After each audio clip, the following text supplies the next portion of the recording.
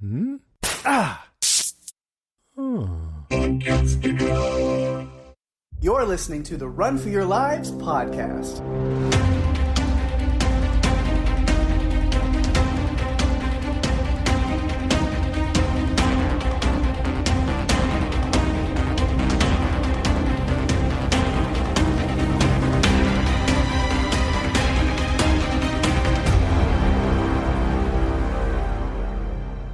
Hey everyone, welcome to the show. I'm Daphne. And I'm Pake. And this is the Run for Your Lives podcast. This episode, we are talking about the science fiction disaster film Deep Impact, directed by Mimi Leder and released May 8th, 1998. Ooh. Mm-hmm. This one came out about 2 months before another movie that we covered. Uh-huh. That kind of is like this one, although I have to say that I think this movie was a little more serious with regard to just character nuances. Uh-huh. Well, you didn't have Bruce Willis Right. messing around with Ben Affleck, like those characters that already had this funny relationship. You didn't have any of that. In this one, it really was like dire. It felt dire right from the beginning. Yeah. And that's not what I got when we were watching Armageddon. Right. Of course, but out of these two movies, one of them has gone on to critical acclaim and will live in forever. Everybody loves it. And then one has been murdered on Rotten Tomatoes year after year after year. But, you know. But you know what's funny? Scientifically, in some of the articles I read today, this one is more accurate I than believe it. Armageddon. Well, I mean, drillers. We're talking Right, about oil drillers going up there, messing around. Yeah, no, that's not what you're going to get in this one. Mm-hmm. This one, too, had more of the stories, like real people stories, I guess, you know. And we didn't get that as much, because it was, in Armageddon, it was mostly about the drillers and their families. This one is about a whole bunch of other little things, and also about the public and a news agency and a teenager. Yeah. I mean, there's a lot. There was some suspension of disbelief that I had. Oh, yeah. In a few places, but I like this one. I purposely did not want to do it right around the time we did Armageddon because I wanted it to be separate. I wanted it to have its own attention without us being fresh off covering Armageddon and then all the comparisons that would just keep coming up. Mm-hmm. And go figure, this is going to be a huge surprise to you and to other people. People are going to be shocked. But this was the first time I've seen this one. I've never watched it. It was kind of that same thing. It was like, yeah, I'd seen Armageddon, but I had Armageddon, so why did I need to watch this? You know, my whole life. Yeah. But then, yeah, I was a little like worried, even like pulling it up and like seeing the Rotten Tomato scores and stuff, and I was like, oh god, it's just rotten everywhere. And I was like, whew, am I going to be in for a treat watching this one? But then I looked at the cast and I was like, but there's hope. I like this cast a lot. And yeah, then after watching it, I will say I really enjoyed it. I thought it was really fun. So I'm glad that you did. I thought you might. I mean, there are some Academy Award-winning actors in this movie.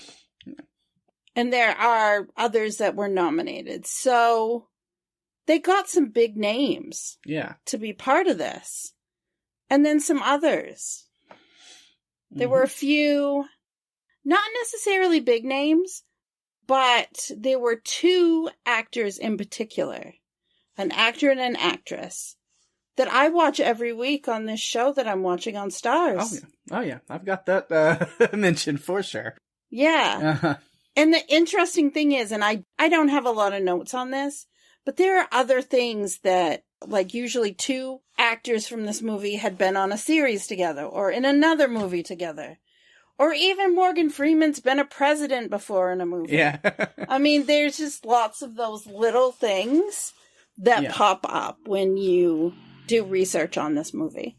Right. And this movie, I'm sure, is very influential in its own right. Obviously, especially near the end of this movie, all I could think was Greenland, which came out so much longer later. But you probably name dropped this movie when we covered Greenland. I don't remember; it's been so many years. But it wouldn't surprise me if you would have mentioned this movie during our coverage of Greenland, because I can see that they took a lot of influence from it for sure. It's darker, like it's deep. Mm-hmm. It's not. There's not a lot of humor. There are a few funny things in this movie, but it's not really like funny haha. It's more like just this little humorous. Somebody will say something and someone else will, chuckle about it. But it's not. Yeah. It's not the interactions that we got in Armageddon. It's much more dark and deep because that's the direction that they went in it. I mean, there's a lot of discussion too about the start of this movie because it goes way, way back. This movie has been thought of long before now. Mm-hmm. And then Spielberg bought the rights to a novel called The Hammer of God by Arthur C. Clarke, which is kind of like this theme, with the asteroid. Yeah.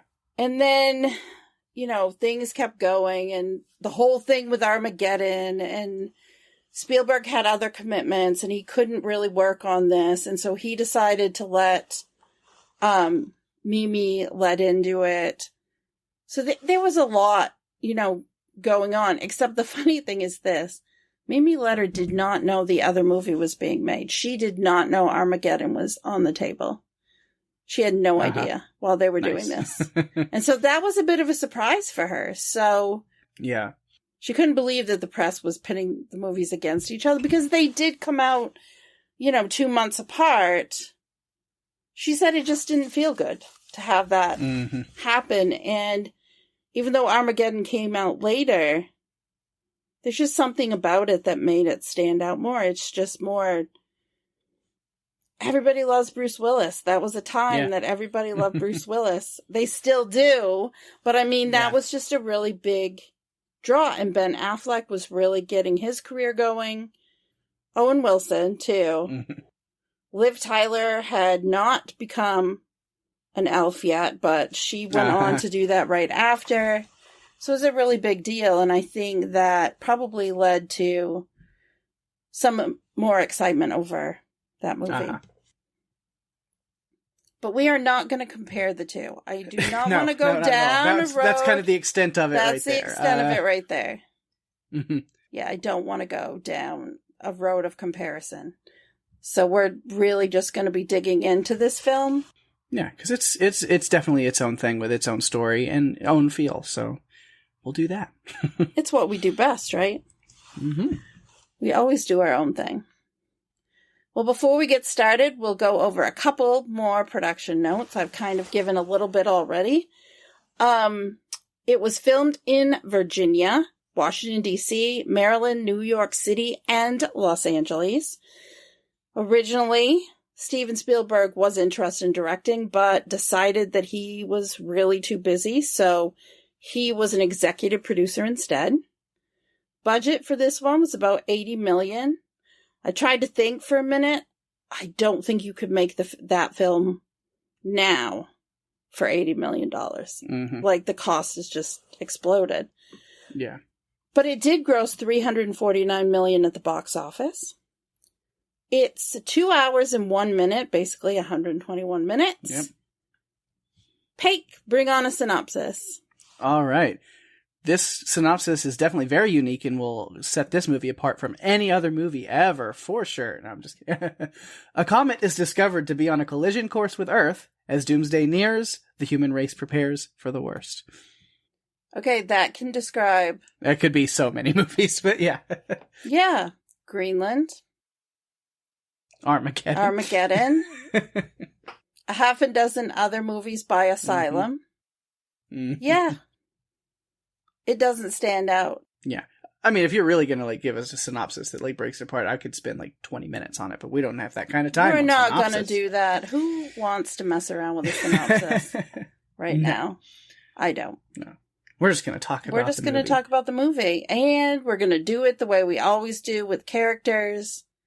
This is an interesting one because, to me, there are 3 main characters. Yeah, or at least storylines. And there's kind of a lead character in each storyline, or the person of interest in each storyline. Although, as you mentioned, I think the Messiah story really was about everybody. Yeah. Although it kind of was about people not realizing that everyone has value and that you shouldn't disregard them just because they're older and have more experience and were the heroes of your father. Because they can come in handy if needed. Yeah. All right. But I think where we will start, at least kind of how we have it set up on our like doc and stuff, it makes sense, is Téa Leoni herself, Jenny Lerner, and we'll pick up with her as a reporter, which we kind of see her at the beginning.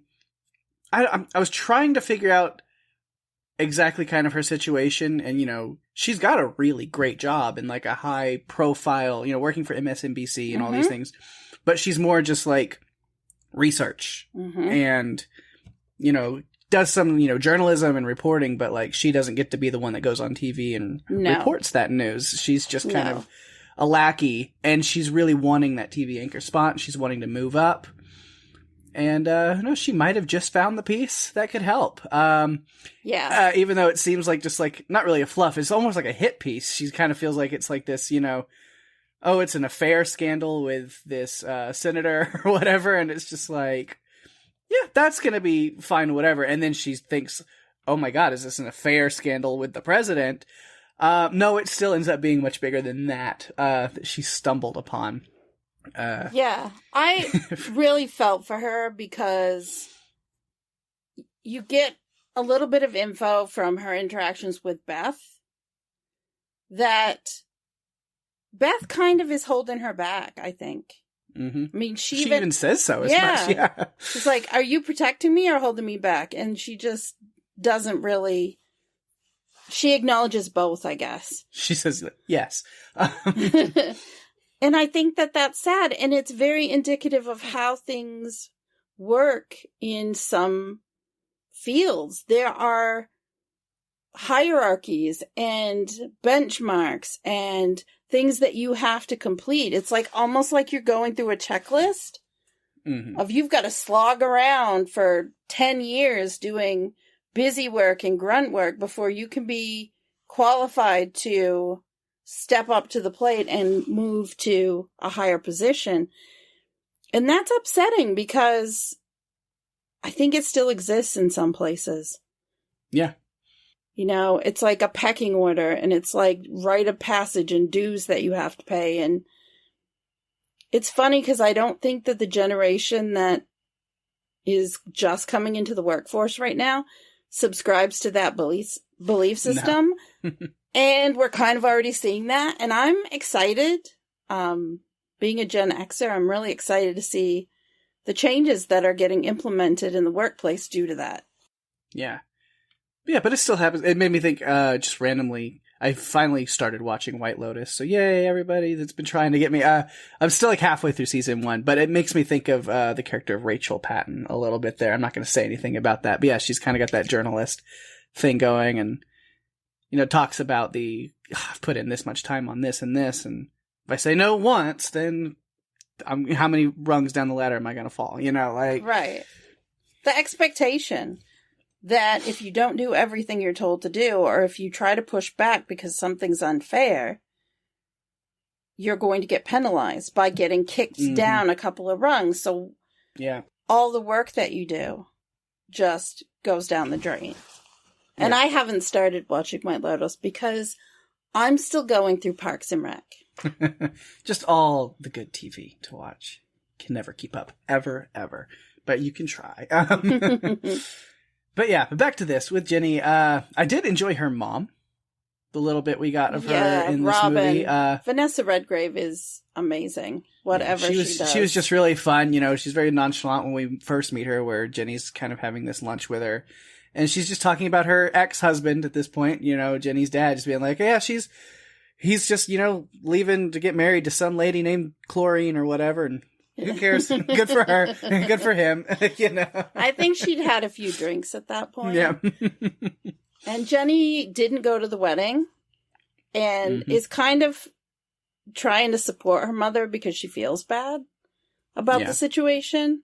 Because it almost feels like he's trading in for a better model because he's got this younger wife who's, 2 years older than his daughter? Mm-hmm. And, that's something that happens. It's kind of sad that that's the situation. Yeah. But yeah, just a little bit of that. We'll talk, family dynamics as they unravel. But yeah, I was mentioning this, finds herself in, a bigger story than she thought, which I thought, because she's trying to figure out what it is. The next thing you know, she's getting cornered and pulled over by the FBI, and it's this,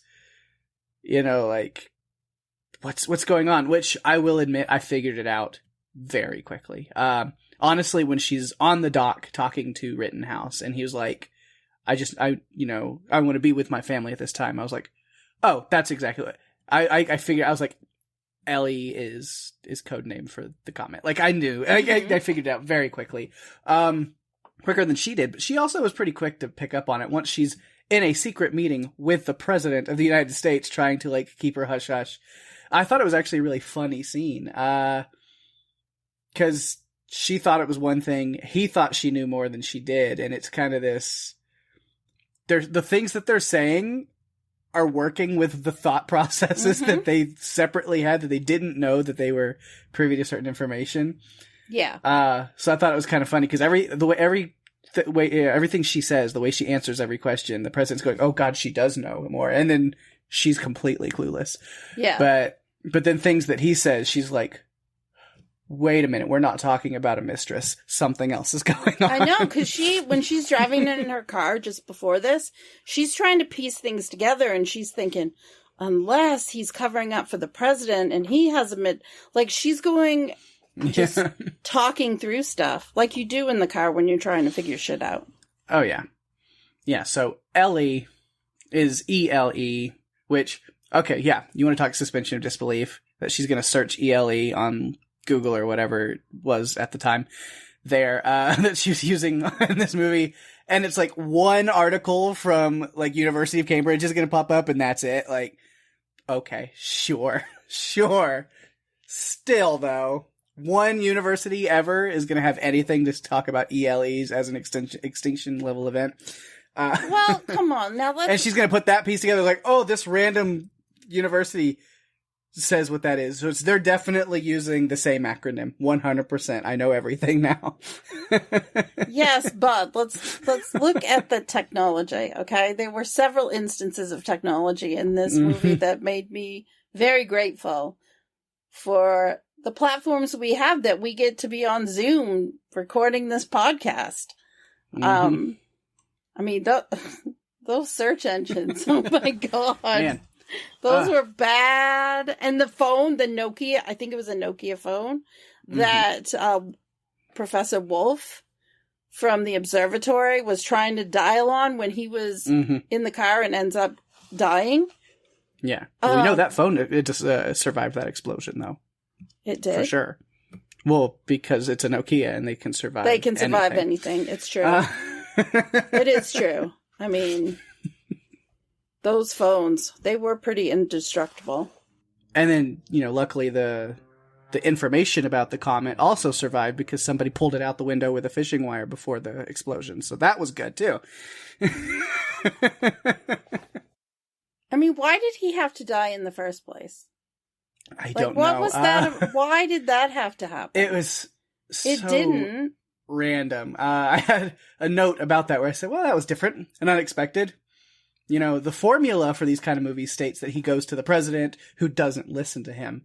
But no, getting hit by a truck and exploding was the unexpected move. So never let him see where you're going next. But this president listened. Whoever got that information to him, well, because guess what? It was Morgan Freeman as the president, okay? He listens. He doesn't disregard what people in the know are telling him. Yeah. Thank you, Morgan Freeman. The funny thing about that, with Morgan Freeman as a president, because I mentioned that he's done this before, there have been polls out there in the universe. People have been surveyed on who would they feel most confident as an actor to be the president, like the real president. He easily beat everyone else. Oh, yeah. Yeah. Just seems so wise. Because he's been the president in so many movies. He's God, so it's okay. Well, exactly. And things. he narrates our lives, right? Yeah. Mm-hmm. Just let him have it. Give it to him now. Yeah. We're ready. But, yep. Jenny, through the power of disbelief, finds out exactly what's going on, and she promises President Morgan Freeman that she'll stay quiet about it for 2 days. And I'm sure it skips over those 2 days very quickly after her little, like, meeting with her dad and his new wife. But you can see just by that interaction, it's like, she's not holding things together very well. No, she's very upset. Very shaken up by this information that she just accidentally became privy to. Yeah, and she goes to the press. He makes a deal with her. If she'll wait for 2 days, he will have her front row center for the press conference. Yep, with first question. It ended up being first 3 questions. Yeah, and her boss, Beth, who covers the White House, is there when she arrives and doesn't really know what to think about it. And there's no time to talk because Jenny is ushered to her seat at the front. Yeah, I like that. She's just you can tell she's wondering, how did she pull that off? Right. She's got the reserved seat with the first questions. How did that happen? Yes. Yeah. Yeah. And after the news breaks and everything happens, then she finally gets the anchor job that she wanted to. It only took the impending end of the world, right? Yep. That helps you skip in line. You can leapfrog over others. Yeah, and she's a very, important face for this whole thing because she kind of, at least with MSNBC, she's taking charge single-handedly of the mission coverage as it's happening and kind of the fate of the planet, basically. She's the face that people are tuning in and listening to the information from. Yeah. Yeah. Everyone seems surprised. Her family, everyone, when they see her on TV asking the first question. It's not just Beth a couple of rows back. It's her mother and her father and his wife. And then everyone in the newsroom had no idea this was going on. They're just what the hell? They're with Beth. What? I got the impression her mother was proud. Oh my gosh, this is amazing. Everybody else in the newsroom was I thought she was just Jenny from the block. Yeah. Exactly. No, not anymore. Yeah. Yeah. And she's talking, and we'll talk about more specifics with the Messiah crew and stuff when we get to them. But yeah, she's talking through the mission and all that, and then kind of has to throw over to the president and you let him break the news that it didn't go as planned. And then she has to continue to try to be the face of hope through that. Hello, America. I'm Jenny Lerner, and welcome to the apocalypse. Here's Doug with the weather. And Doug's forecast says it's about to get really fucking hot. And he's thanks, Doug. Now for sports with Cheyenne Jenkins. Nobody cares about the sports anymore. Thank you for that. Also in news today, the Missoula Humane Society Chili Cook-Off has been postponed indefinitely. Now stay tuned to see what the Kardashians will be wearing as wasteland chic after these messages. That was brilliant. That was brilliant. How do I follow that with Yeah, and Jenny gets no opportunity for downtime. She doesn't get to read ahead of time because the president is on there telling about the lottery and about Missouri and the caves that they've created to sustain 1 million people. There will be a lottery for the remaining 800,000. But no one over 50 will be able to be included. Well, that was pretty brutal. Poor Jenny has no opportunity to read these guidelines ahead of time. Yeah. So as she is reading them to the public, she's processing in her head and realizing, wait, my mom. Mhm. I think that was her main focus. I mean, I'm sure she thought about her dad too, but you could see Chloe's face. I don't know. She seems to, up until the end of the movie, to have no time for her dad. Well, Chloe too, sitting on the couch next to her new husband. Mhm. You know, is touching his arm, and you can tell it's settling in. Yeah, I could be called, but my husband is definitely over 50. So, and I just married him. So here's the situation. It's definitely not the newlywed life she was looking for. I'm gonna go now. Bye. Pretty much that's kind of what happens. She gets freaked out and goes. Mm-hmm. Yeah. So Jenny is pre-selected as part of the 200,000. As the face of the information, of course, they just kind of feel, what does they say? Continuity is not the word they use, I don't think, but maybe. But yeah, she's just, people have gotten used to seeing her. They know her. So she continues that. And then Leo, which we haven't talked about, is also... It is continuity. They just say continuity. Yeah, okay. that continuity is important. And her mother tells her that she's someone that people know and trust. And that's why. Because she makes people comfortable. They've gotten used to seeing her. Mm-hmm. And that's why. But Jenny feels bad because she's not able to save her mother. Like, she can't call in any favors. Mm-hmm. She gets picked and that's it. There's no, what can I bring my mom? No. It's, And her mom reassures her and says, look, I've sent out these art pieces. I'm really happy. Although I do think that she was kind of putting that on for Jenny, trying to get her to feel okay about her mom not being selected, because she's talking about, I'll be okay if I know that you're okay, that you're going to live. Yeah. And we learn later that Robin had other plans for herself. Yeah. It's not explicit that she takes her own life or anything. It's not spelled out for you. But it's kind of assumed, because she dresses up, puts all her jewelry on, does her makeup, and looks really nice, and just goes and sits in the chair. And then that's the last you see of her. But it almost is, which is kind of sad, because you're like, well, maybe she would have been fine at the end of everything. If they should, as Jenny probably would have too, if they would have known what was going on. But yeah, nobody knew because of a story we're going to tell a little bit later. Right. Yeah, which I mentioned because Leo we haven't talked about yet either, but also him and his family pre-selected, which makes sense. I feel like you should pre-select somebody you named the whole comet after. Who found it, who looked up in the sky and saw it, alerted them to its existence. Right. Even if he is just a kid, that one thing that he did could have been the reason that they ever noticed it with enough time to do anything about it.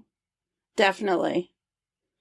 During this time, too, Jenny, of course, because she's on the anchor desk, her boss promotes her to anchor desk because of her story, because of her uncovering all of it, plus being on TV. But he tells her not to keep a story from him again. Mm-hmm. Yeah, I thought that was kind of funny, but also I would be like, the president literally swore me to secrecy. What am I supposed to do? I think he was kind of serious, but also kind of you could have been there faster if, and I'm thinking, maybe if Beth wasn't your boss because she's holding you back. No. Yeah. No, I don't think Beth was a bad person. Not at all. By any means. I think I think Beth had to, this is a system that she came up in. Yeah. And she's because she also is inviting her out to dinner and you can tell they're friends. It's kind of that there's this separation though. It's they're cordial with each other, they're friendly with each other, they like each other, but as far as work goes, as a boss, she's like, but you are holding me back. You're purposely not giving me what you know I can do. Yeah. Because I think Beth knew Jenny was younger. She was a bit feisty. She worked hard and she could probably go much further than Beth a lot faster. Mm-hmm. And I think she recognized that, and maybe she wasn't willing to acknowledge it in her own head that, you know, things have changed and the pecking order doesn't have to exist anymore.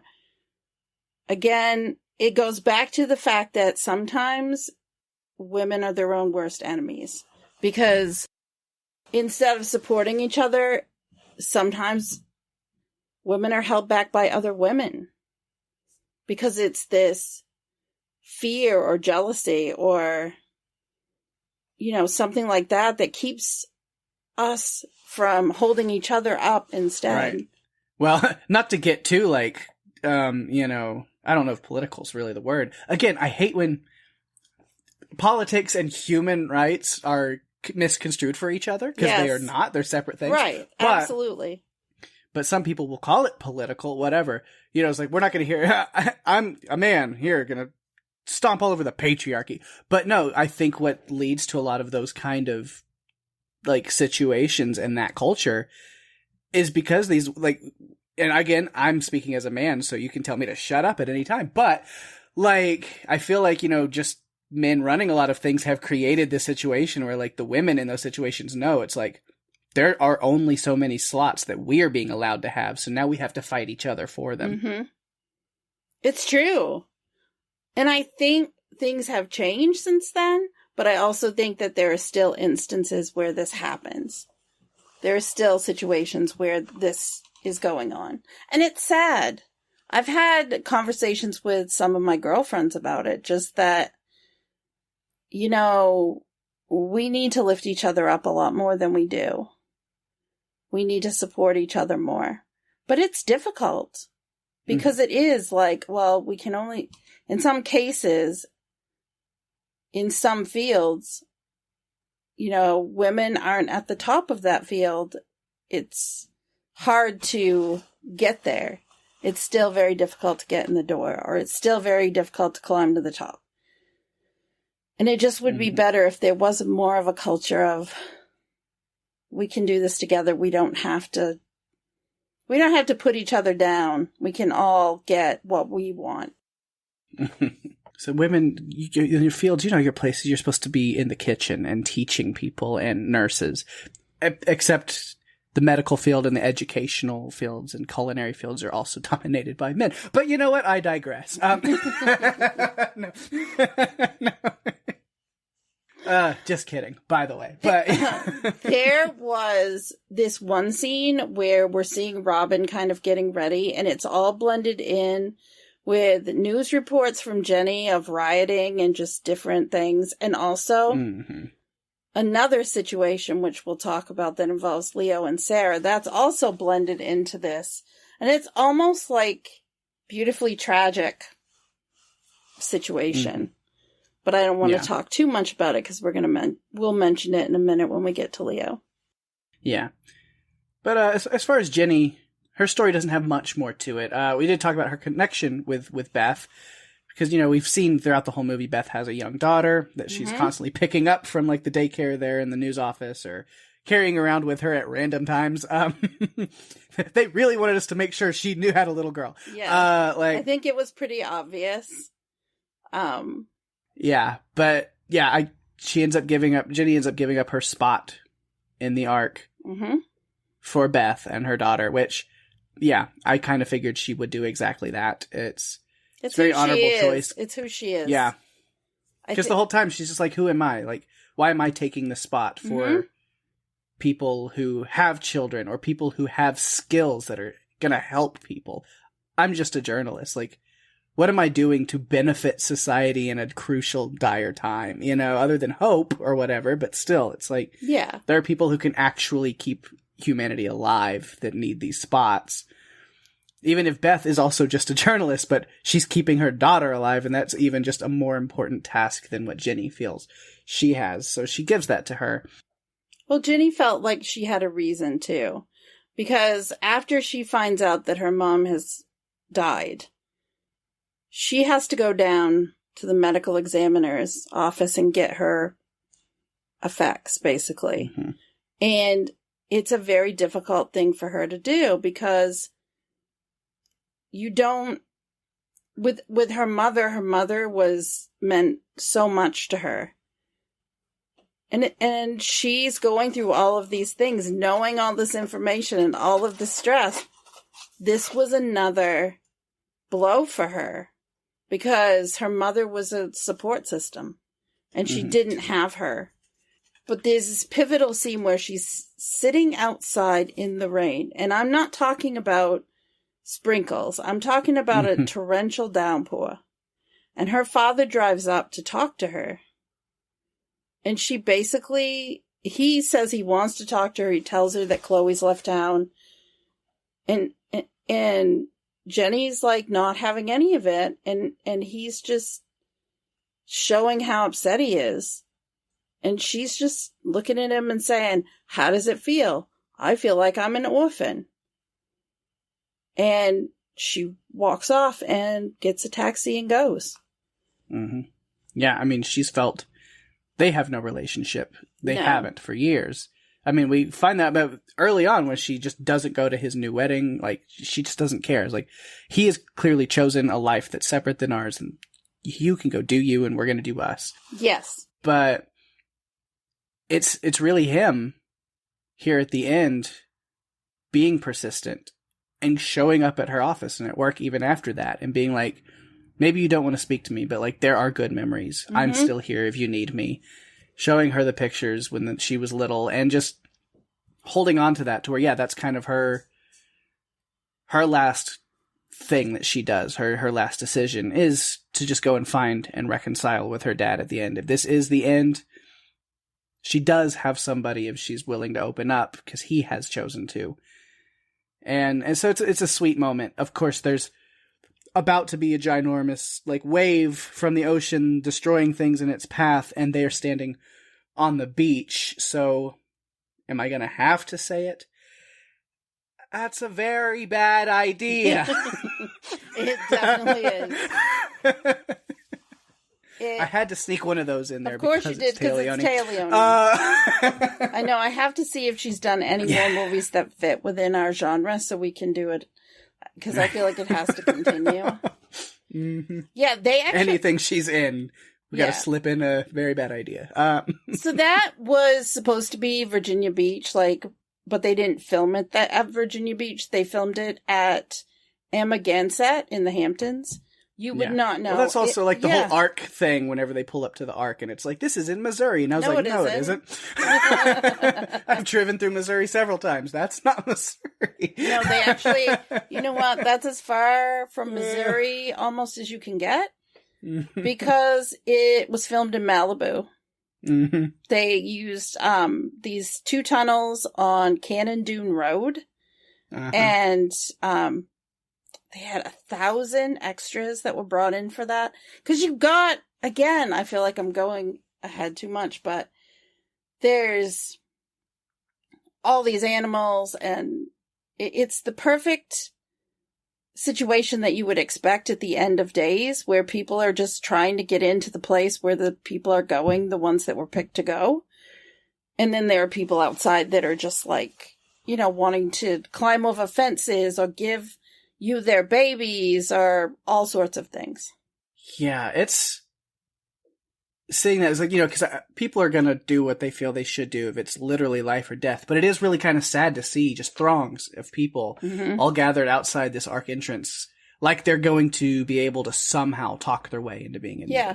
That when none of them stand an inkling of a chance at all. I mean, Greenland showed us that. They wouldn't... Mm-hmm. Oh, that was awful. I mean, people were turned away for being diabetic. Mm-hmm. I feel like I need to rewatch Greenland now. Because I know the sequel was in the works. I don't know where it's at. And with all the writer's strikes and everything going on, I don't know when anything might be up and running again. Right. Well, hold on for hope. Maybe it'll come eventually. Yeah. So unfortunately, this is when we say goodbye to Jenny and her dad as the wave crashes over them. One of the things tied to this story that was sad for me was they had a number of seats on this chopper, and so they used sticks to determine who would get to go. And seeing the relief on people's faces, but also seeing like the devastation and the realization that they were going to die on the faces of those that were left behind, when they had all, especially throughout all of this, been counting on each other to produce this news show. Yeah. Which, kind of funny, CNN was approached to be the news show, but they did not want it to be, so that's why it was MSNBC. Yeah. But I think that is where we end with Jenny. Absolutely. I don't know if there's much more to do after Giant Wave. No. The interesting thing... At least it was quick, hopefully, I guess. The interesting thing, though, is Jenny interacted with the president. She did not interact with Leo. She did not interact with the Messiah crew. Leo did not interact... Other than just, like, through the screen. The screen. Like, yeah. They're streaming to her new show. Yeah. But... Leo did not have character interactions with the president or Jenny or Messiah, other than him watching on TV like everyone else. And Messiah, the same thing. Like, those stories all were going on. They were intertwined, but no one communicated with each other. So it was interesting. When I wanted to do this one now, when I chose this movie, it was in the back of my mind that it could be interesting to try to discuss 3 separate storylines. Yeah. When we go, not too hard, I don't think, because it's like you just tell one, tell the next, tell the other. So there's really just the 2 others in this 3-pronged story, which, the Messiah crew and then Leo, as you mentioned. So whichever one you want to go into next. I think we should go to Leo. All right. He kind of kicks off this movie, him and Sarah, who's his friend. He's a little bit jealous because a friend has invited Sarah to a party when you know that he's into Sarah. And let's talk about the fact they're teenagers. Like, they're not... Right. And they're not older teenagers. What? Do you think they're maybe 14, 15? Probably. I think... Because, of course, I was like, oh, baby Elijah Wood. And yes, I know he has done roles in movies where he's even much younger than this. But still, I looked at it, and he was probably 16. When he filmed it, When he filmed this. But then he's playing even younger. Yeah. And... Because he's got such a baby face anyway that he always does that. But so young Elijah Wood, I don't know if we even cover like other movies when he's really little. I don't know if there's... No, I don't think so. A lot. Yeah, but I know he's had some iconic roles even when he was younger, but... He's also had some really difficult roles when he's been older. Roles that are not... Oh, it's cute little Elijah Wood. I love what he's doing now with a bunch of weird indie movies. I love Elijah Wood. But you know what? He's definitely killing it in Yellow Jackets. Yeah. See what I did there? For sure. Yes. Love him. And of course, their teacher? One of their teachers, or... Somebody who's there with him. Mike O'Malley. Mike O'Freakin-Malley. Also so much younger in this because that's how time works. Yeah. Well, this movie is 25 years old. But I was like, Charlie Goley, what are you doing? Exactly. You look a lot different in this one. Yeah. You had hair. Mm-hmm. Yeah. I don't think I've seen him in much where he did have hair, so...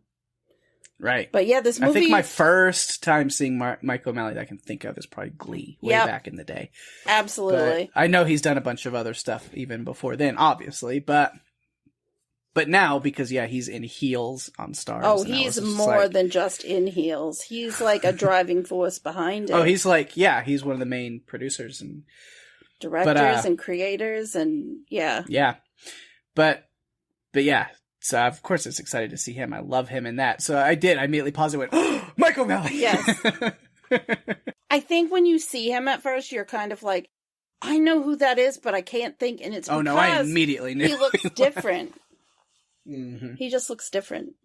Yeah. But then, they're looking up at the stars, which shows like, Sarah, you stupid person. That's not Mick Grass or whatever the hell y'all talking about. Teenage Elijah Wood knows better than you idiot. No. Don't be a She's like, no, I think it is that thing. And he's like, no, it's not. It's not. He still has a crush on her, even though she's so dumb. No, I'm kidding. No. He has a crush on her, and she's going to a party because some guy asked her. Maybe, Leo, you should have asked her to the party. I think they were trying also to show time passing by the fact that she has bangs at the beginning, and then she doesn't. Yeah. But yeah, they noticed this anomaly in the astronomy in the stars, which then Michael O'Malley sends it over to Wolf. And yeah, as I'm watching him like look things up and type things in and watch it on the screen, I was like, I feel like I've seen this before, you know. Fledgling astronomer goes, hey, that looks weird. So then the older guy, more seasoned astronomer goes, yeah, I'll check it out. Yeah, that is kind of weird. Oh my God, we're all going to die. Like, I feel like I've seen that before, for sure. Absolutely. In a few movies. Yeah. For sure.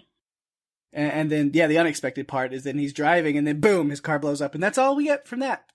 Apparently, yeah, the information got to the president somehow. Again, somebody was ready to pull the documents out of the window with a fishing wire, so we're good. It got to the president that way. Somebody just happened to be, like, casting into the car, pulled it out. Crazy. Fly fisherman nearby. Who knows? Well, and Leo doesn't even know anything about this. Like, time goes by. He doesn't know anything about this. They're just watching the news, like everyone else, and he finds out that there's a comet named after him. Yeah, he just gets name dropped by the president in a public address, right? Like, what, me? Wait, he said it again. His dad, Richard Schiff, who's awesome, let's just say, says, he said it again. He said it again. And then they figure out that Leo Biederman is still alive because they thought he died. Yeah, I feel like the president and his team thought that Leo Biederman was this seasoned scientist who also died in the crash with Wolf. So names the comments like, oh, these heroic astronomers who've probably put in so many years of work. And he's like, one, I'm not dead. Two, I'm not even an adult. Like, I'm literally a child sitting in my living room. Mm-hmm. But cool. Yeah, and his school honors him, and that little assembly was one of the funniest things I've ever seen. Because they're introducing Leo, and Leo's answering questions, and then this one strange kid named Jason. There's always one, right? Always one. Stands up and tells him that he's going to get more sex than before. Right. Like, he's just like, really? And then everyone around Sarah is just looking at her, and they're all giggling. You know? Yeah. And then O'Malley tells him, you know, to stop. And he's just like, wait a minute, that's one of the best things about being famous. Mm-hmm. People want to be famous so they can get more sex. Well, guess what? His lines about that were completely improvised. So the reaction of the audience or the people around him, 100% genuine because that's funny. Made that up. It's great, right? A young improvisational genius. Yes. In the making. I don't know who that kid who would now be well into his adulthood. Don't know who that is, but maybe he had a great life in improv. Who knows? Not sure. His character's name was Jason, and the actor playing him, I don't remember the last name, but his first name was really Jason. Yeah. Yeah. I mean, I don't know about sex. I mean, probably, eventually, who knows? Survivors.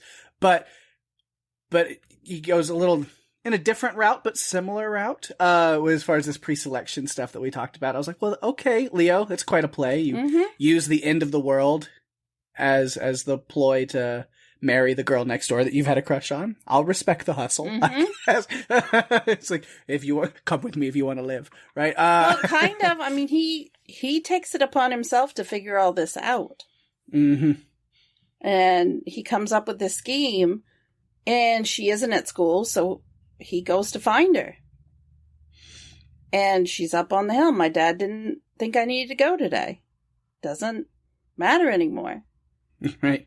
Leo's still going to school. He's a nerd. So he goes up on the hill and says, I've talked to civil defense, and if I marry you, you can come with me, your family can come with me.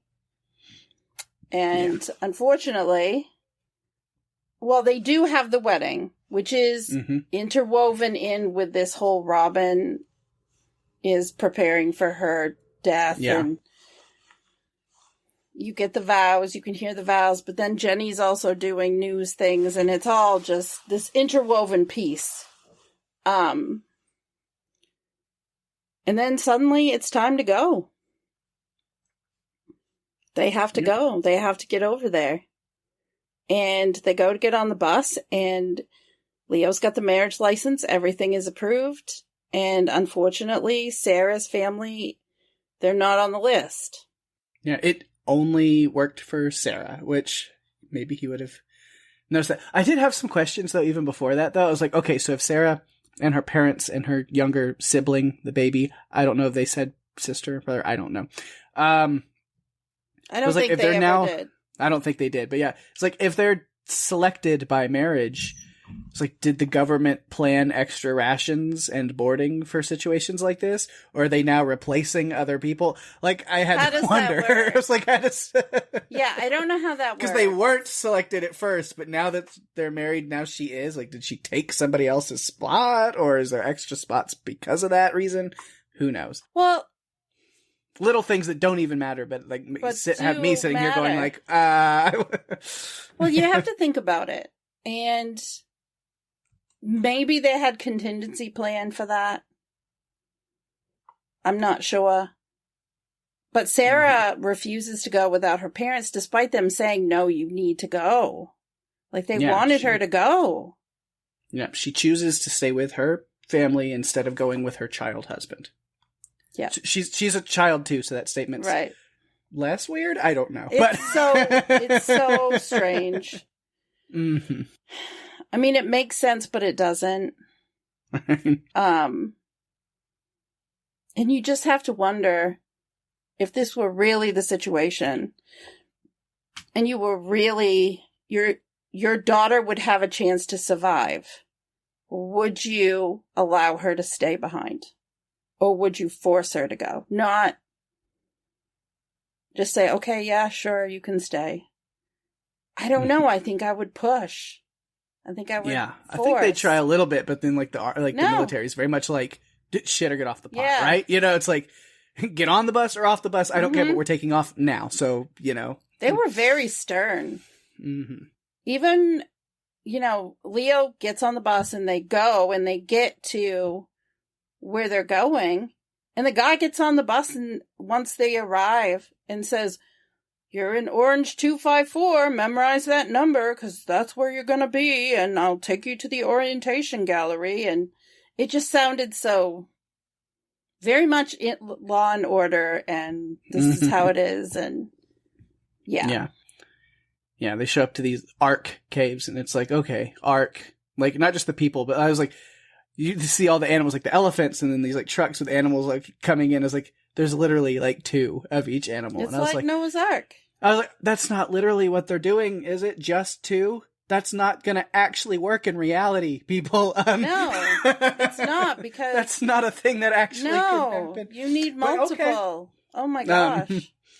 They had, out of the 200 animals they had lions, jaguars, hyenas, alligators, pythons, kangaroos, ostrich. Oh my.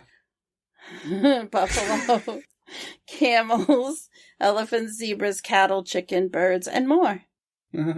It's like they're taking the Ark symbology way too far. You got to have more than 2 animals. It's not going to happen. No, it's not going to work that way. I mean, there's a compatibility thing. It's not how science works, people. No. No. Yeah. And then just all the people outside I mentioned. But then that was rough. Watching all of those people out there, and you know that they have no chance of getting in. Mm-hmm. It's heartbreaking to watch that, because you know that, there's no hope. And I try to put myself in that situation. Like, what would I do if I was in that situation of feeling like there was no hope? How would I want to spend my last amount of time? And it got too dreary, so I didn't go down that path. Mm-hmm. Yeah, no, I'm good. But yeah, as they're making their way through the people, and Leo then makes the decision not to enter the Ark with his family. He's gonna go back for his child wife. I need to stop wording it that way. You do. But yeah, I was just like, are you going to try to convince her again to come back with you and go into the Ark? Because like, there's not enough time for that, as we quickly find out. So it's like, so he's just accepting his fate so he can be with the girl that he has a crush on when the world ends. Young love, right? Well, because when you're in love, when you're 15 and you feel like it's the only person that you're ever going to love. Right.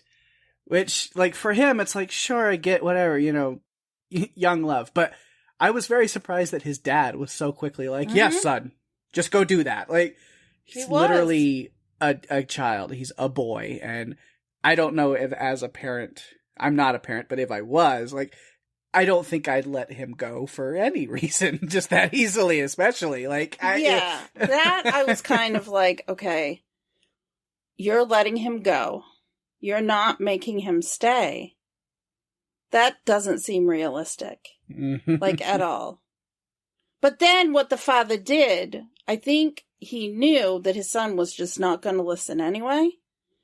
And so he's like, okay, I'll give you my watch, my rings, money. I'll give you all of this stuff to take with you because I know you're going to need to trade. Mm-hmm. If he's going to have the best possibility for whatever, because Leo does say he's going to come back. I'm like, you're not going to get in. When they close those doors, it's over. Like, you're not getting in the Ark. I don't know what you think you're doing. Because he doesn't know what's going on at the Messiah, which we'll get to in a few minutes. Yeah. But, he goes back, and of course, Sarah's not home when he gets there. No. Of course, bud. That's how that goes. No, of course she's not home.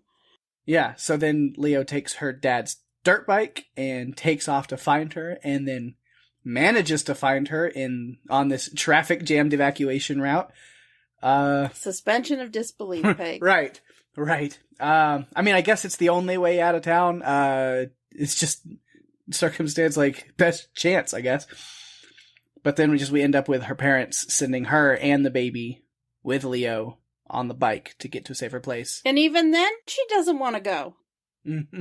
They make her. They're like, no, and you're taking the baby. You're going. And they tell Leo, go, get to high ground, go, go, go. Yeah. And he's just cranking the engine on that dirt bike. He's going to Obi-Wan this thing. Mm-hmm. He needs the high ground. And again, nobody really knows what's going on. Like, they don't know what's going on the Messiah at all.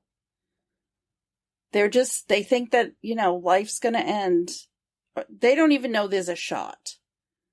And they knew, Biederman was going to hit. Biederman hit. And I didn't know how on earth Leo was going to get them to safety. Because that wave just looked so, when it came in, it just, I don't know. But then you see it die out, like. It did. A mile or a mile and a half back. It's like, they ran and overran. They were fine. So what? At that point. Did they make it to Arkansas? Is that so. Where they went? Maybe. The interesting thing, there are some tidbits about this scene in particular that I thought were really cool. They used this freeway that was closed. It wasn't yet open to the public, or it was under construction and closed in Manassas, Virginia. They had 2,100 extras, 1,870 vehicles spread out across the highways. It was filmed in July, so all that sweat and heat, that was totally real.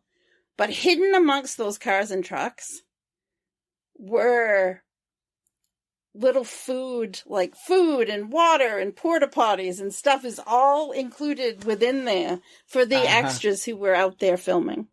That's cool. That's the way to spend a whole day, is just out on a highway, just hanging out with a bunch of cars and people. Yeah. It'd be fun, though, to think about it. I mean, really think about it. Wouldn't it be fun to just go be an extra in something? I know. There's I've mentioned, Louisiana has become a big film area lately, especially Shreveport. Has been filming a lot of stuff. That's literally an hour away from here. and I've gotten casting calls or seen them. I could fill things out, and I've thought about it. I just don't have the like personal time to like go and film 4 days as an extra somewhere. But I'd like to do it sometime, especially because there's a lot of high profile filming that is going on just right down the road from here now. So it's like, I know, it would be maybe fun. someday. Yeah. Maybe someday. You know what? We need to get the Zed Heads to make their own movie. Maybe Randy could make his own movie, and we could be extras in that. He can work around our schedule to make sure that we can do it. Yeah. But that's about all with Leo. We just end with, they're up on the hilltop and hanging out. Sarah's parents die, of course, in the wave. They're like just watching their reaction as Leo rode away, seeing them kind of break down when they realized they just said goodbye to their kids and they're going to die. Mm-hmm. And then they got through it, and at the end were just like zen and looking at each other while everyone else was running around. And I know, I thought it was actually kind of a powerful like visual to see everybody just like panicking and running, and they're just standing there in an embrace by their car, like just why waste the effort and energy running? It's like, it's gonna happen, so at least we're together. We're together. And I thought that was really powerful. This movie was more emotional for me anyway than Armageddon. Yeah. There are just things that happen that make me tear up or cry. I've seen it a bunch of times and I still tear up. Especially at the end. But I think we've covered Leo. I think Leo is done. I think we're good. Yeah. So we just have Fish. We have Spurgeon Tanner. Spurgeon Tanner and the Messiah crew here. Yeah. Which, is quite the astronaut team to take this comet out to get together. I mean, Jon Favreau, Blair Underwood, Mary. Of course, Robert Duvall. And then, another Heels cast member. Willie's here. Yeah. Mary McCormack. So, yeah. And she's not as recognizable because her hair is dark. Yeah. So it doesn't, I mean, she's looking great now, but she's much younger in this movie, for sure. It's been 25 years. But which it was just funny because Jon Favreau mentioned as Gus. I like this, they're having this kind of like, cookout party, everything, mingling thing before they all sent off with all their families and NASA people. And, Gus sitting there explaining the intricate details of the science behind the mission to this 7-year-old, I thought was just really funny. The kid's just like zoned out, like blank face, like, okay, cool. And the father is like, he's 7. Like, oh. And then even Red Foreman made it to the party, so that's good. He did. Good old Mitch. You can tell he's known Fish for a long time. And he, I think we get to see Fish with his sons, which was interesting because they're both in the military too. There's this connection between the three of them to do some type of service, I guess. Yeah. Yeah. And then we learn kind of the dynamics of the team is they all feel that Tanner is very accomplished. He's a revered astronaut, but he's old and not really equipped for this kind of mission, kind of outdated as a team member in a way. And they just feel like, they don't want to be carrying him figuratively through the whole mission, Well, Oren says he's there for public relations. But I did love that Fish gave it back to him as like, landing on that asteroid or that's not like a simulation. It's not like a video game. It's real different. It's like, you've done simulations that are more similar to what we're doing, but it's like, I'm the one who's actually landed on the moon several times. Like, I know what I'm doing. I did feel like they dismissed him. Or at least Oren dismissed him. The others kind of too. But Andy spent a lot of time with him, like, because she was the pilot, which I loved that they had a female pilot. Yeah. That made me really happy. Because at the time, I mean, the movie came out at that time, it was really cool to see. Yeah. But they kind of, there's not really like a bad blood between the team and No. Fish. Like, it's just kind of, their feelings are known. He's made his feelings like, when it comes time for me to do my job, he's kind of gives that analogy of like, I know where I fit in the puzzle. And when it's time for me to run it, like, that's what I'm going to do. And he did. And he does. Even like Andy questions him a little bit of like, should we be doing this? But everything he did paid off as far as, the best outcome that they could, given their circumstance. If he wouldn't have detached where they were and moved closer, it may have been more than just Gus that was lost on that initial attack. Yeah. Oh, Gus. That little clip of him floating away and him inside the suit, like, freaking out. I had claustrophobia. Like, them in the suits gave me claustrophobia anyway. Yeah. But yeah, the Messiah team goes up. Here we go. Time to save the world. If a bunch of oil rig guys can do it, we can do it too. We definitely have this. They come up, and what do they see? This huge looming figure. Pergil? No, it's a big old rock. Yeah, and then, I saw that, they're prepping the nukes to bomb the comet.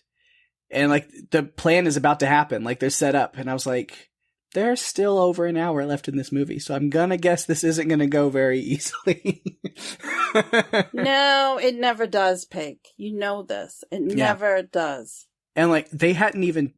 I felt proud of myself for this note. They hadn't even touched down on the comet yet. They were still prepping. And I made a note. I said, so at what point does Jon Favreau's character get separated from the team, lost in space, and ends up getting transported back in time to a galaxy far, far away where he has to assume the identity of a Mandalorian from a powerful clan? No, I was thinking, at what point does he get sent to the future where he gets to be an assistant to Iron Man called Happy? Right. But yeah, it's like he's going to get lost. They're in space, so he gets sucked away and he winds up in a different time, in a different place, and he has to become a Mandalorian. And then, holy shit, I made that joke before he got space yeeted. I'm a goddamn prophet. Paz Vizsla origin story confirmed right here on the podcast. Oh, goodness. That's what happened. You can't change my mind. That's how Paz Vizsla came to be. Really? Because, what was Gus's last name? Partenza. Paz Vizsla. Partenza. Paz Vizsla. They're similar. I'm going to hold on. My goodness. He got sucked away into space after getting space yeeted by the comet. And he went through some kind of hyperspace wormhole. The Pergil probably picked him up. And now he's in a whole different time. And then he goes back to a galaxy far, far away. A long, long time ago. He crash lands on some little, maybe on Mandalore. And he gets adopted by the Vizsla clan. And, so maybe he's not birth son of Pre Vizsla. Maybe Pre Vizsla adopted him and brought him up. And he's like, what's your name? And he's like all discombobulated. He's like, go Partenza. He's like, what? Paz Vizsla. That's perfect. And then he became one of the greatest Mandalorians to ever live. Why do I feel this is like story time with Pake? Mm-hmm. I'm just spitting the facts. That's what this movie is, a origin prequel to The Mandalorian. That's all I'm saying. Wow, I did not know we were going to go there. Yep, that was quite a stretch. Yeah, that's what happened. Because he just went out. We don't know what happened to him after that. We didn't see him die because he wound up in Mandalore a long time ago. That's what happened to him. No, he's probably just still floating out there somewhere. No, that's not what you want. You don't want to accept it. They wanted to go after him. But Gus Partenza is Paz Vizsla. Great. End of story. And you can promote this episode so you can say, am I right? Is this really what's going on? I will accept no other answer. No other story. This is how it is. Okay. I have spoken. Really? This is the way. Yeah. But as they do land, they're doing their thing. They were really lucky that the surface of the comet was made of styrofoam and plastic. It was very helpful. That helps them catch up on some time while planning the moles. But yeah, they still run a little overtime planning the bomb. So the sun comes around and causes gas geyser things to erupt for insert science reason here, which, gets Paz Vizsla yeeted into space while they're running back to the ship. Well, that's part of, I mean, when they were putting together what life on the comet was going to be, it's only from what they know about comets. So it must be something they know about comets is that gases, pushes you out into space. Yeah, when the sun shines on a comet, it gets real gassy.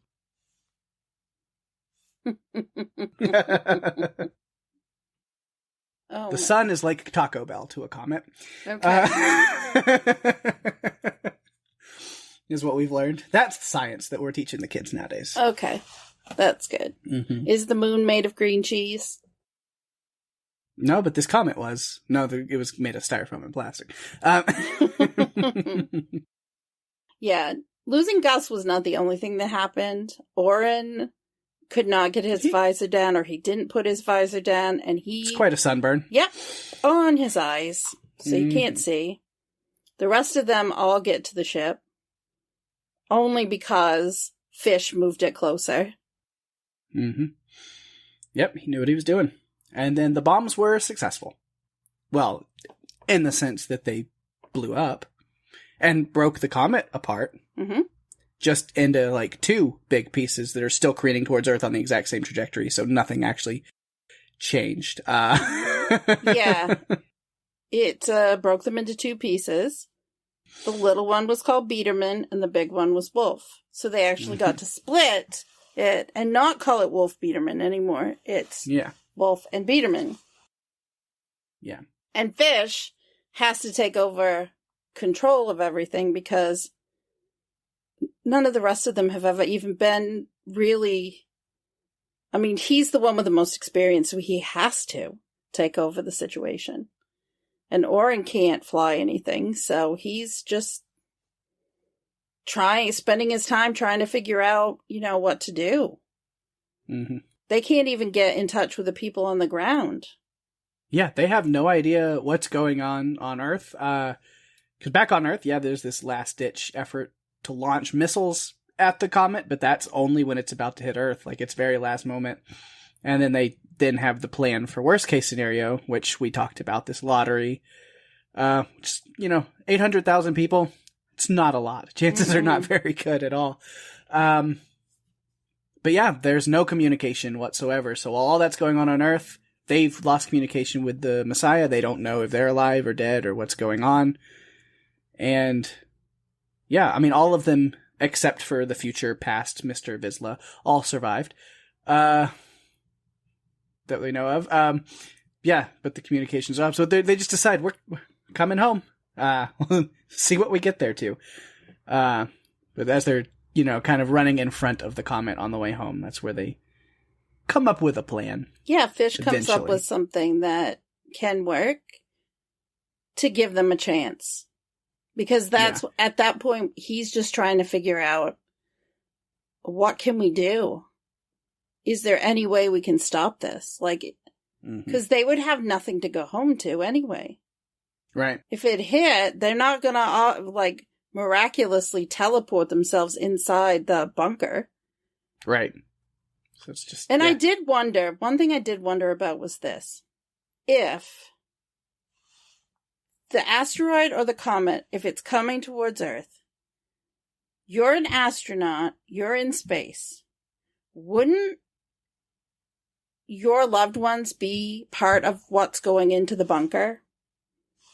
I mean, wouldn't you think? I would think that their families would have also been, by proxy. Yeah. Right? Yeah. We find out... definitely their work should have, paved the way for them, for sure. Yeah. Before Fish comes up with the plan, though, he has this moment with Oren about Moby Dick. I loved that so much. Really love that scene. Very touching. Because as I'm watching it, I literally, Oren asked the question that I literally asked. I'm sitting there and he goes, why does he keep calling him Fish? And then as I said that, he goes, why do they call you Fish? I was like, thank you, Oren. Thank you for asking my own question. And I was like, oh, there's the reason. Lack of creativity. Yep. Yep. But yeah, no, it was a really touching scene with fish reading Moby Dick to a blind Orin. Yeah. And Orin, you know, he seems okay with this situation. He doesn't want Fish to worry about him. Fish kind of complains. It's like, you guys didn't even bring any good reading material up here. And you think about it, it seems like they're not up there for as long as they are up there. Because they're up there for like 5 or 6 months. And it feels like they're up there for like 2 weeks. Yeah. But the way the timeline works, they're actually up there for longer. Because by the time they're ready to do Fish's plan, Orin's blisters have healed up on his face. And he talks about being able to see lights and colors a little bit when Fish is bonding with him. So they decide that they're going to go with Fish's plan. However, what happens in Fish's plan is that they basically fly straight into the comet and set off the nukes and blow it up, which means they all die. They have the extra nukes on board so they can blow up the big part into little pieces, kind of at the last moment, lessen the devastation by a little bit. I mean, it's still some major devastation with tsunamis and big waves and everything. Biederman hit. Because the little one's going to hit, yeah. But the other one was just like a meteor shower. The part that takes out all life on Earth that's not inside an ark, that's the one that they can still do something about. Yeah. Downside, again, yes, they won't have the ability to get out of the blast or anything. I mean, they're going into the belly of the beast, so to speak. So it is they have to make that decision. They're sacrificing themselves for the sake of humanity. Mm-hmm. And they don't have a lot of time. They do manage to contact Earth. They get close enough to contact NASA. Yeah, well, why do we have to do the video with loved ones montage? Oh my God. Because I can't even emotionally make it through those things in a reality competition show. Why you got to do it to me here? Those things used to kill me in Survivor. When they would be out there and all this even a reality show as trashy and stupid as The Circle that God, yes. I get emotional with those scenes in that show. So why are you gonna it just makes you cry. Well, this is what gets me every time. Like when Jenny takes Beth and her daughter and puts her on the helicopter, I start tearing up. When this comes up, it's over. Mm-hmm. Because you've got first of all, Fish's kids can't get there because they're out on active duty. At the time, Marion can't get there with her baby because she was pregnant when we last saw her. So we go through the entire, Andy's husband and daughter are there, and that one was really rough for me. She misses mommy, and I'm just like, oh. And then she says to him, I'm not going to say it. And you know that they're not going to say goodbye to each other. Like, it's just, it's so hard. And then at the very last second, and I mean, there's not much time left, like a minute maybe, because they did all this montage when there's 4 minutes left. Yeah. Marion comes in with baby Orin, who's been named after his father, but he can't really see her. So, which I thought was, interesting, though, because I don't think anybody on Earth ever knows that Orin was blinded. I don't think... No. They didn't have a chance to tell them that before they lost communications. And even when he's talking to his wife, doesn't mention it. No. And then that's why I was like, what a good of a guy that Mark is. Yes. That he leans over and he's whispering to Orin about his son holding a rocket. Yeah. Mention these kind of things. And it's just very touching. It was. It just gets you in the feels. Like I said, this one was much more of an emotional... It's one of the most emotional disaster films for me because of those types of things, the montages and the sacrifices that are made. And, But just like torpedoes fired directly into the vent of a Death Star, they take their ship armed with nukes right to the core of the big comet, and it explodes, saving billions of lives. I was thinking more about Randy Quaid taking a bomb or a missile up to the spaceship in Independence Day and going up yours. Yeah. All right. Hey, I had like 4 Star Wars references in my notes, so I held back. I did good. Held back. Is this episode of Run for Your Lives going to be sponsored by Absolute Vodka? Because you could take a shot every time Pake references Star Wars. I mean, if I'm gonna do Star Wars, like, puns and references, I'm gonna do them. Do or do not, there is no try, so I'm gonna do. And I don't know, I wouldn't use that brand of vodka you said. I would probably, let's use a different brand to sponsor it, because only a Sith deals in Absolute. Now I got started. I can't stop. Are you like the Rolling Stones now? I am a force of nature. But yeah, that's pretty much all character notes and stuff. I have just like a few other random little notes. Like, it's no Independence Day presidential speech, but the waters did recede. They definitely did. And you know what? I have to tell you this, because I found this absolutely hilarious. So President Beck, the wonderful Morgan Freeman, said, "Life will go on. We will prevail." Originally, it was going to be something else. This is what it was going to be. And as soon as I tell you, you're going to say, aha, I know why. Originally, it was going to be, life will go on. We will prevail. This is not Armageddon. Think you know why? Yeah. Uh-huh. Yeah, so that was cut out. For obvious reasons. This is a different movie, is what he said instead. Yes. Yeah. Yeah, not a lot to talk about. Like the comet, just a little, like, few little notes. On when it says 5 days until impact, and you can start to see the 2 pieces up above the atmosphere is when you first see them. Thought that was cool. And then, yeah, with 14 hours left, that's when they launched the missiles, and they immediately failed. And I was like, awesome. Hold on to your butts, world. He's not in this movie. No, he's not. But I will make that reference all the time for anything anyway.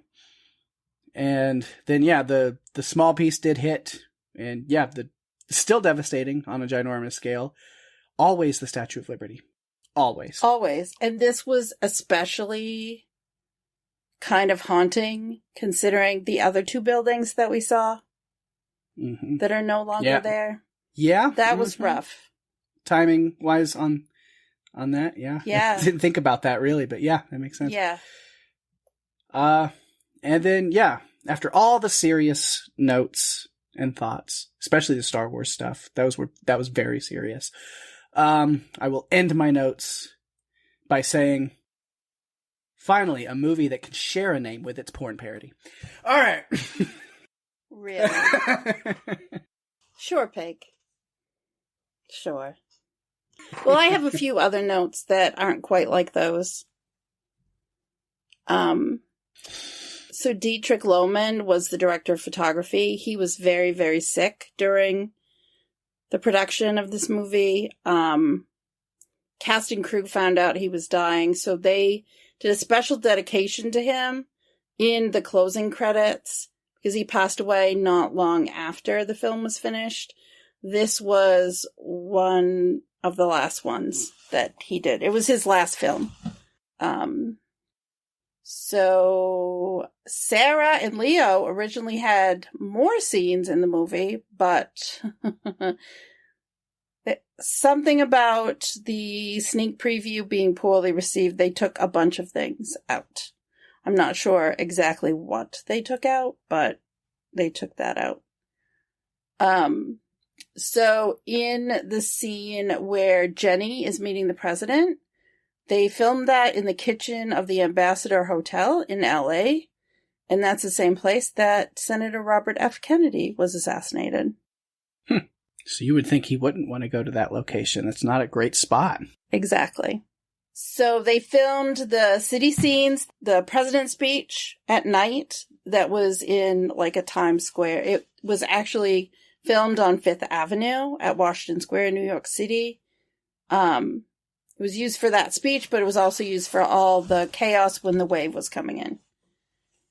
and they closed things down to be able to do that.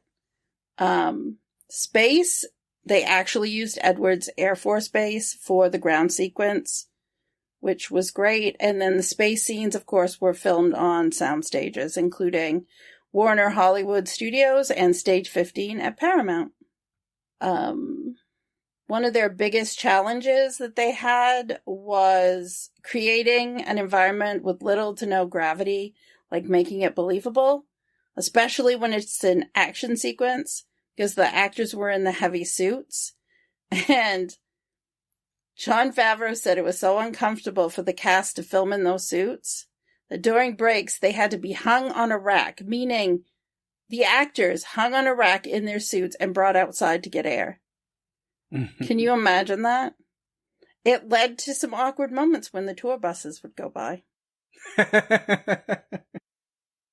That's great. Yeah. And so that's all I have. Nice. We did it. Done it. We've talked about this movie that was very emotional in places. Mm-hmm. Definitely, memorable scenes. You could say it had a deep impact on your life as far as movies go. Yeah, we made it. We did. And there's the feedback phone. To save you from any more puns, because I'm starting to get punchy. So we're going to answer the phone and move on to feedback. All right, we do have some feedback this week, a good little bit, which I'm happy to see. Of course, always one wonderful person dragging behind and hitting the movie from last week. No, that's fine. I always love that. We always say, if you miss it, still give us your feedback on a movie and we'll get it to you next week, or we'll get to it the next week for sure. And so we do have one from Tony talking about Alligator, where she says, I haven't seen this movie in years, and as a kid, this one scared me. I remember one scene, a person jumps into a pool and he goes right into the mouth of the alligator. Scared me more than Jaws. I'm sure it's so dated and silly, but this movie, along with others, made me love creature features still to this day. I'll always go see an Anaconda or Godzilla movie because of these fun movies from my youth. Thanks for covering it. Also, that scene I described might not be in this movie, but I'm pretty sure this is the one. Yes. It is. It is definitely the one. We talked about that if you listened to that episode last week. Yeah, it is definitely Alligator. Absolutely. So moving on, we do have some feedback for Deep Impact. This first one comes from Kelly. She says, this is one of my favorites. I love this cast. Téa Leoni is great, and it's cool going back and seeing her in this role long before she was in one of my favorite shows. I feel like it holds up well overall. It's also a bit of a tearjerker towards the end. Yes, for sure. This one from Jerry says, really like Deep Impact better than most movies that year. The whole cast was great, and I had more feeling for a lot of those characters than other similar movies. Cough, cough, Armageddon. But still, a rock-solid movie. Yes. Yes. Thank you, Jerry. Alma says, I really love this movie. I love how it showed several aspects of how this ELE would affect everyone. And of course, how cute was young Elijah Wood. It was funny. I watched this movie years ago, but now that I'm over 50, it hits a little different. LOL. It really does. I feel like it's more emotional. Good. Thanks, Alma. That was great. And then this last one comes from Podcastica. I'm not sure who it was. It's another one of our Podcastica hosts using the Podcastica Facebook. They didn't log back into their own official account or something. I don't know. So we'll go ahead and credit it to all of Podcastica says. Love this movie very much. So emotional. Aww. Yeah, I'd have to agree. We did get one voicemail. It's from our good friend Mark. Let's go ahead and hear what he has to say about Deep Impact. Hey, Pake and Daphne. Mark here. I just wanted to leave you some feedback for Deep Impact. Yeah, I love this movie. In comparison to Armageddon and this, because, around the same time they were out, I preferred this movie. I don't know why. It's not like I don't like Armageddon. I do enjoy Armageddon just basically for the comedy that they had within it, as well as the action and an adventure that they had within it. But I always loved Deep Impact based upon literally of the seriousness of how they approached it within the story, how it came about, where you have Elijah Wood's character discovering it, and then the whole mix-up, and then him and the scientist sharing that. I think it was the teacher, if I remember. I haven't watched it again, so it's been a while, but I do recall because I did see it in the theater when it came out years ago, back in 1998. But I always thought this was the better of the two. But I'm not saying I don't like Armageddon. I do watch it on occasion. But the story and the impact of it and how it revolves around not just the Biederman family as well as the Hochner, I don't know, I think it's Hochner family, and how, you know, the two kids come together, they're supporting each other, the families support each other, and then also revolves around Jenny Lerner and her covering the whole story, which is amazing in itself too, and her relationship with her mother, her father, and how they were able to try to secure something for them to be saved as well, and then that whole feeling of with Sarah and Leo and how they're able to live on and go forth.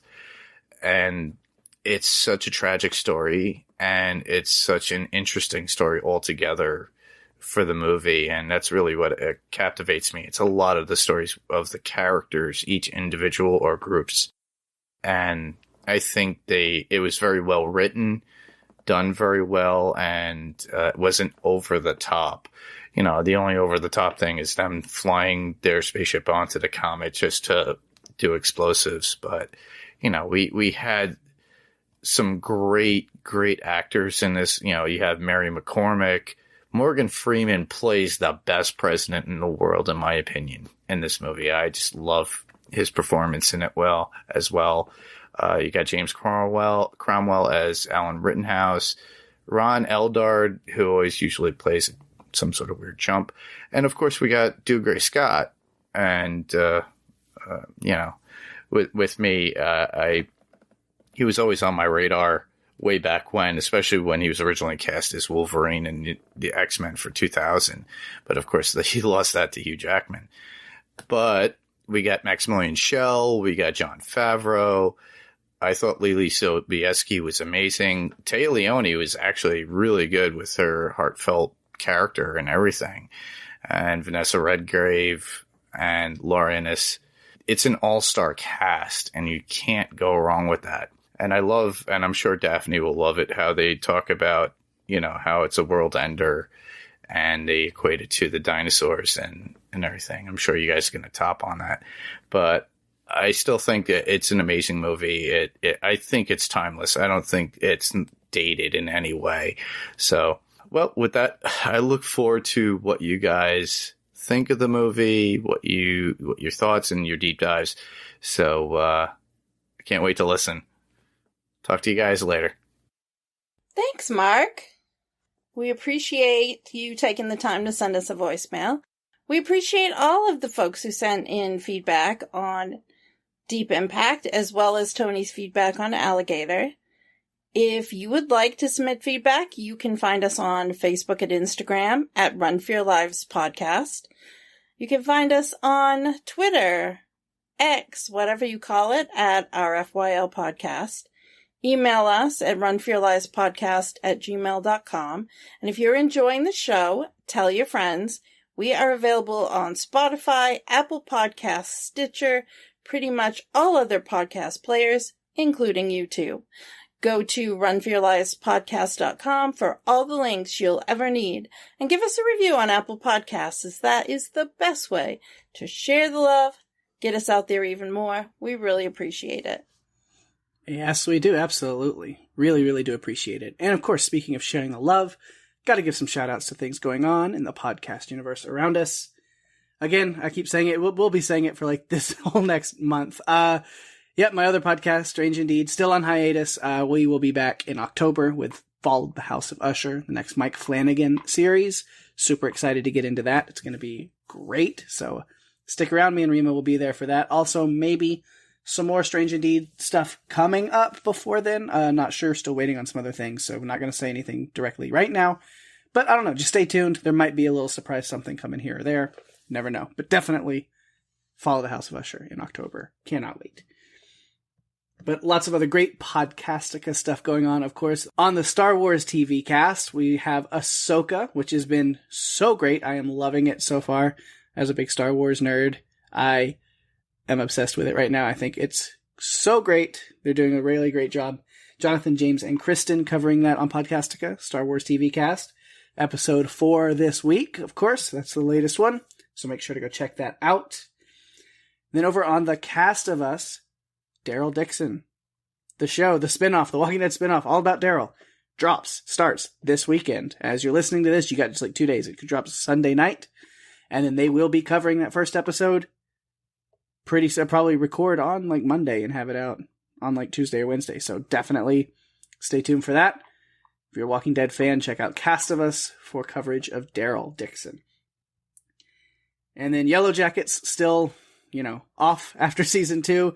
Who knows when we'll get season 3, but over on Yellow Jackets, WTF, Daphne, of course, you guys are keeping the feed busy over there every now and then, right? What are you doing? I'll let you plug it since you're doing it.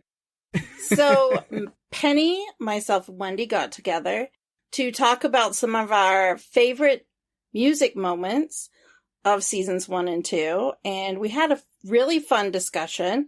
People also sent in their thoughts on it, and I know we missed some of the great songs. There's just so much music on that series that it's really difficult to pick just a few. So we had fun with it, though, and it's up now if anyone wants to listen. And of course, over on the Wheel of Time podcast, Greg and Veronica covered episode 1, and then there's also episode 2 up for you to check out as well. So the first 2 episodes, Wheel of Time, are out for season 2. So if you're watching that over on Amazon Prime, definitely make sure to check out the coverage there. I know Greg and Wendy covered the first season and did just a phenomenal job, so definitely go check out their coverage of season 2. So, and of course, welcome to the White Lotus, as they're going back through the first 2 seasons of the White Lotus. Their coverage of the season 1 finale, episode 6, is out. Departures, go check that out. I've actually now, at this point, watched all of season 1, and I am caught up on that, and what a show. What a crazy, wacky, insane, dark comedy of a show that one is. So if you're a White Lotus fan, definitely go check out their coverage. They should be starting into season 2 very soon. Probably within this next week. And the Revisited podcast, they just wrapped. Lost is done. Jason came back on to bookend with them. He covered the pilot with them, and now Ben, Kristen, and Jason covering in a 2-part the final 2 episodes. And they are done with Lost, and they will be starting Ted Lasso very soon on Revisited. That's going to be a fun one to check out for sure. And then, of course, TV podcast industry is also doing some incredible coverage of Ahsoka and The Wheel of Time, so go listen to those as well. Always great to hear what they're doing, so definitely give them some love as well. Always love to give Derek love, and every time I think about it, I'm like, gotta get him back. But we do. We'll do it. We'll do it sometime. We are going to. Season 7 is coming, and we will get him back on. We've got the movie picked out and everything. We just getting schedules worked out for someone who is like 5 or 6 hours off our time zone. Can be a challenge, but we will do it. We'll get it. Yeah. So make sure you go check out all those great podcasts covering all those great shows, but you can always come right back here next week because we will have something new and fresh for you. And this is something new and fresh, newer and fresher that we've been waiting on for a little bit. So what are we doing next week? Well, he's back. Jason Statham is Jonas Taylor as we tackle The Meg 2. Yay! I'm not going to hold back or give you a whole description of what we're doing. I'm just going to come out and say it. Ben Wheatley directed The Meg 2. He loved the original movie so much that he wanted to direct the sequel. So Jason Statham is back as Jonas Taylor. We are going to continue his adventure as he continues to navigate the waters that have a few new megalodons around, and maybe some other creatures as well. Possibly. Who knows what the trench is hiding? I know. There's so much in there. Yeah, so it's going to be a great one, a fun one. We may have a special guest or two. Yes. For that one next week. Yeah. So you'll have to check that out for sure. We may do something we've never done before. Let's see. You'll find out next week. And with that, we've reached the end of our episode. Thanks, everyone, for listening. I'm Daphne. And I'm Pake. And if you have to run, you better run for your lives. Bye-bye.